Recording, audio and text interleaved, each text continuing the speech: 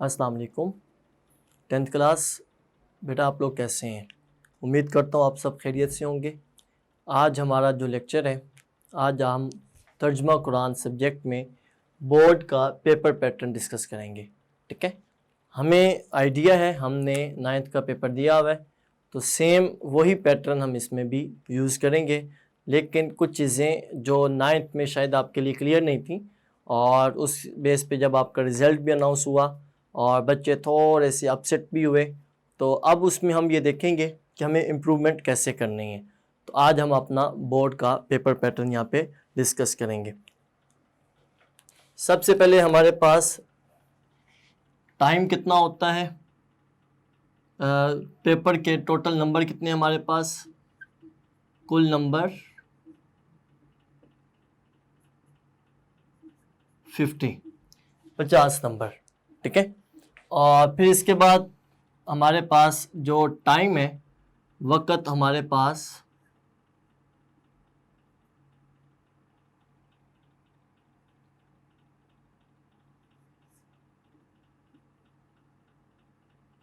वो हमारे पास है 2 घंटे।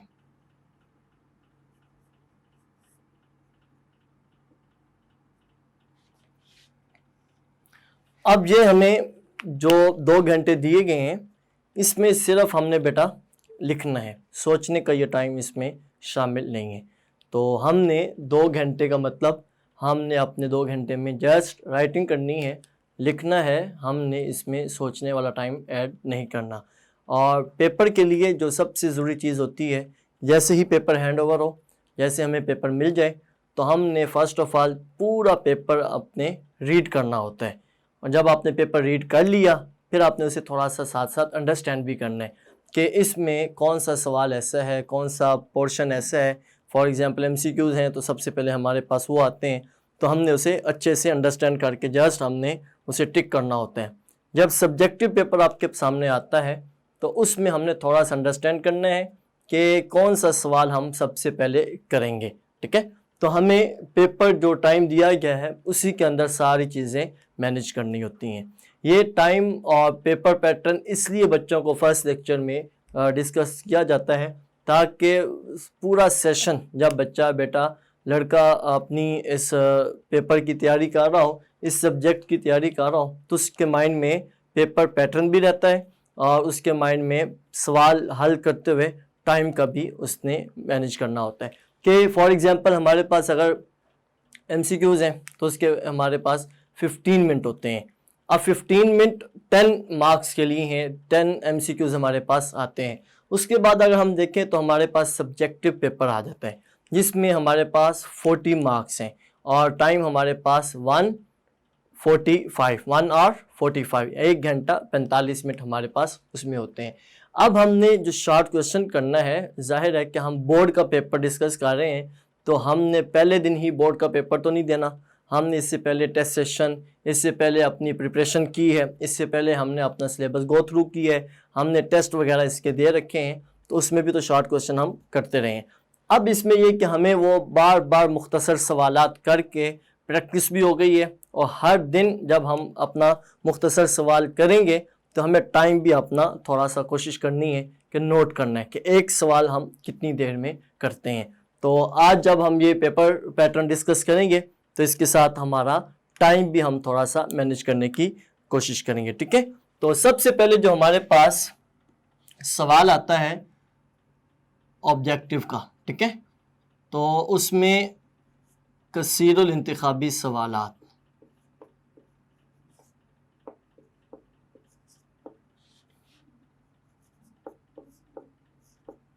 कसीरुल इंतखाबी सवालात, इसे क्या कहा जाता है? आई गेस आप जानते हैं, बट थोड़ा सा मैं और इजी कर देता हूँ। MCQs जो फर्स्ट ऑफ ऑल, आप तो 10th के स्टूडेंट हैं, आपने 9th का पेपर दिया हुआ है, तो उसमें आपको आइडिया है कि फ़र्स्ट ऑफ ऑल हमें जो पेपर शीट मिलती है वो MCQs की दी जाती है, उसे हम उर्दू में कसीरुल इंतखाबी सवालात भी कहते हैं।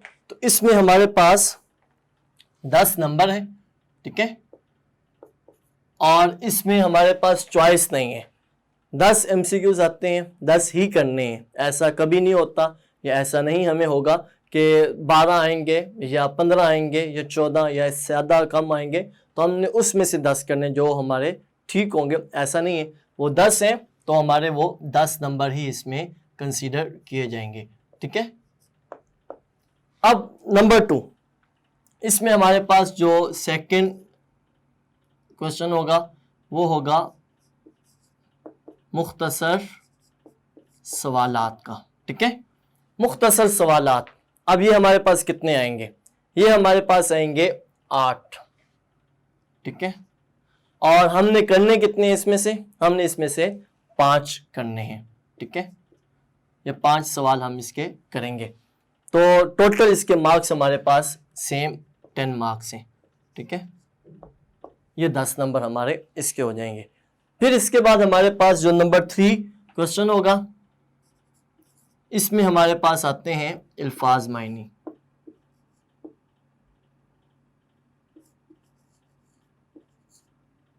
अल्फाज मायनी, अल्फाज मायनी के भी जो हमारे पास आएंगे तो उसमें भी 8 हमारे पास वर्ड होंगे, 8 अल्फाज होंगे, तो उनमें से हमने 5 करने हैं।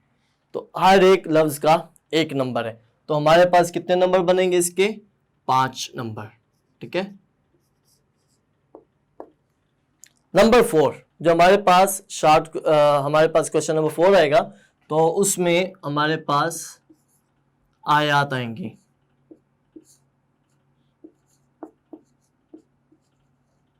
आयात का तर्जुमा हमने करना है, तो उसमें भी हमें चॉइस दी जाएगी।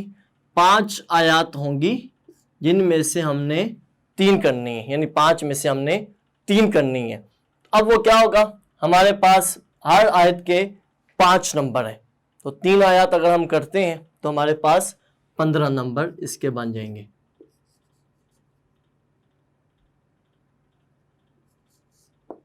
ठीक है। इसके बाद आखिरी हमारा जो क्वेश्चन होगा सवाल नंबर 5, तो वो आएगा तफसीली सवाल।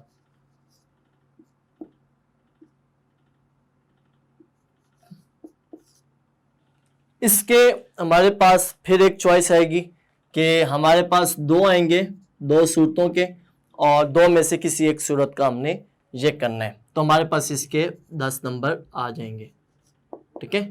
अगर हम इसको ऐड करते हैं तो हमारे पास 50 का नंबर आ जाता है। 10 20 प्लस 25 5 अगर हम इसमें ऐड करते हैं, प्लस 15 40 और 10 हमारे 50 मार्क्स, इन 10 और 10 20 और 5 25 और 15 हमारे पास 40, और 40 में 10 जमा करते हैं तो हमारे पास टोटल 50 नंबर आते हैं, ठीक है। अब हमने करना क्या है? हमारा काम ये है कि हमने इस पैटर्न को फॉलो करते हुए हमने अपनी प्रिपरेशन करनी है, हमने अपनी तैयारी करनी है। अब हमने करना ये है कि पेपर जब हम अटेम्प्ट कर रहे होते हैं तो उसमें हम कोशिश करते हैं कि हमने एक माइंड सेट किया होता है, या हमने घर से आते हुए ये प्लान किया होता है बोर्ड का पेपर देने से पहले कि 5 शॉर्ट क्वेश्चन है, तो हमारा कितना मैक्सिमम हम टाइम इसके लिए मैनेज कर रहे हैं।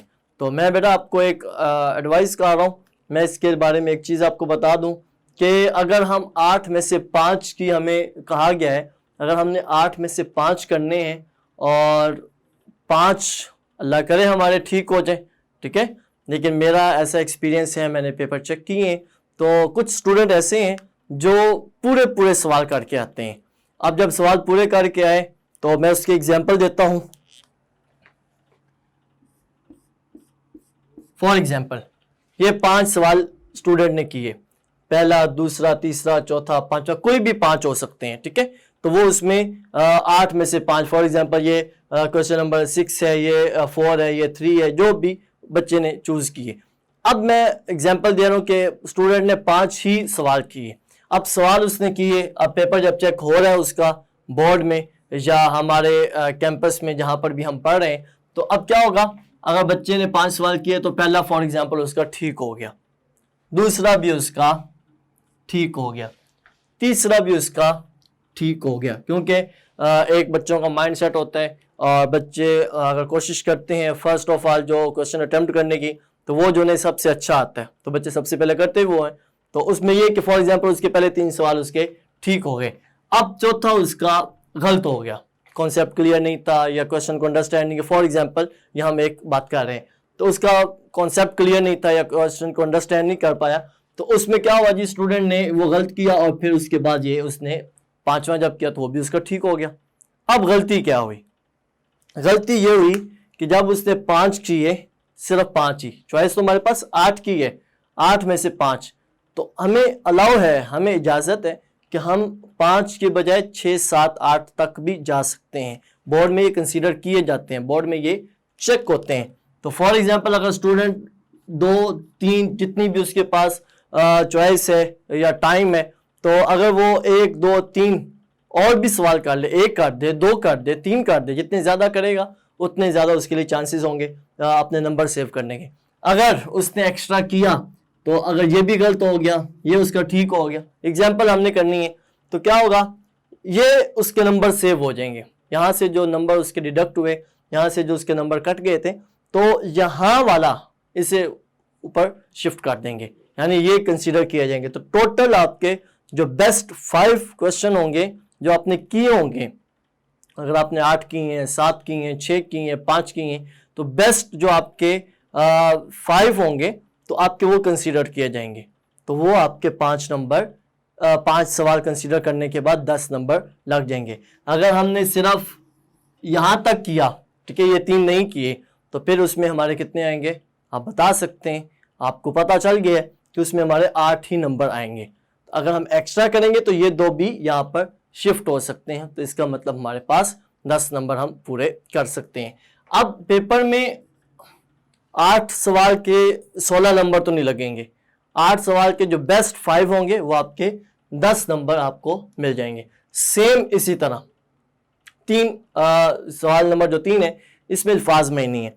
अल्फाज मईनी में हमारे पास एक एक लफ्ज हमने करना होता है, ठीक है, तो इसके इतना लंबा चौड़ा हमें टाइम मैनेज करने की ज़रूरत नहीं है। मैक्सिमम अगर हम 5 या 7, 8, 10 मिनट इसके लिए बना दें तो क्या होगा, हमने वो 5 के 5 ही नहीं करने, बल्कि हमने एक्स्ट्रा की भी कोशिश करनी है। एग्जाम्पल सेम वही है कि इसमें 8 ही हमारे पास आ रहे हैं, तो एग्जाम्पल वही है कि अगर हम पहला, दूसरा, तीसरा, चौथा, पांचवा 5 कर रहे हैं और उसमें से दूसरा, तीसरा, चौथा, पांचवा कोई भी अगर एक गलत हो रहा है तो यहाँ वाले शिफ्ट कर दिए जाएंगे, ये वाले उसके नंबर ऐड कर दिए जाएंगे और उसे उसका एडवांटेज मिलेगा, यानी यहाँ पर भी हम अपने नंबर पूरे कर सकते हैं। ऐसा नहीं है कि 8 में से 8 ही हमें दे दें, अगर हम सारे ठीक करते हैं और हमारे अल्फाज मायनी सारे ठीक होते हैं तो हम 8 के 8 नहीं लेंगे, हमने 5, ठीक है। सेम इसी तरह आयात का जो पोर्शन है, 3 आयात हमने करनी है, 5 में से 3 आयात हमने करनी है।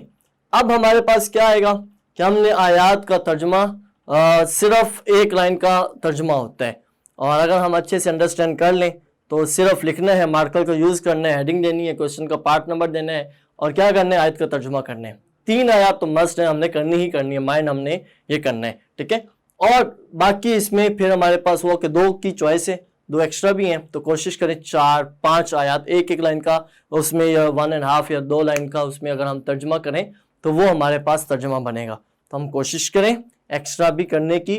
पर्पज़ हमारा ये है, हमारा मकसद ये है कि हमने अपने नंबर सेव करने हैं, मार्क्स अपने कंप्लीट करने। मैं बोर्ड का पेपर चेक कर रहा था, मैं बोर्ड का रिजल्ट चेक कर रहा था, तो उसमें मैंने देखे कि 50 मार्क्स बच्चों के आए हुए हैं, जो अभी 9th का रिजल्ट अनाउंस किया गया तो इस साल, तो उसमें के 50 नंबर आए हुए हैं, आ सकते हैं। यही वो प्लानिंग थी जो मैंने बच्चों को बताया हुआ था, यानी मेरे स्टूडेंट के 50 नंबर आए हुए थे, तो यही वो प्लानिंग थी, यही वो चीज़ें थी जो बच्चों को बताया हुआ था कि अगर आप एक्स्ट्रा नहीं करके आएंगे तो आपके नंबर कहीं ना कहीं आप मिस कर देंगे, आप उसमें लूज कर देंगे, तो आपने वो एक्स्ट्रा भी करके आना है। फिर आ गया तफसीली सवाल।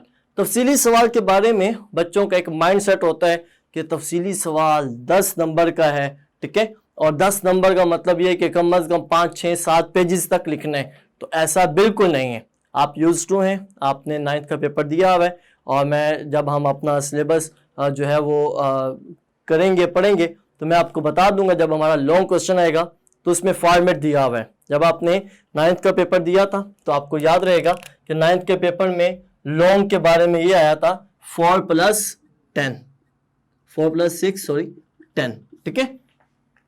यानी 10 नंबर का लोगे तो उसके 2 पार्ट हैं, एक पार्ट के 4 नंबर हैं, एक पार्ट के 6 नंबर हैं, और 4 नंबर के लिए एक 4 नंबर हमारे अलग चीज़ों के हैं और 6 नंबर हमारे दूसरे। फॉर एग्जांपल अगर हम 9 के पेपर की डिस्कशन करते हैं तो हमारे पास सवाल आया कि सूरत फुरकान का तारुफ, खुलासा प्लस उसमें 6 रहमान के बंदों की सिफात लिखें। तो हमें ये आइडिया है, ठीक है, 6 सिफात। तो अब 9th का सिलेबस तो हमारा मुकम्मल हो चुका है, अब हम 10th में हैं, तो यहाँ पर इल्मी अमली निकात नहीं है, यहाँ पर बुनियादी मज़ामीन है, तो हम वो डिस्कस करेंगे, हम वो पढ़ेंगे।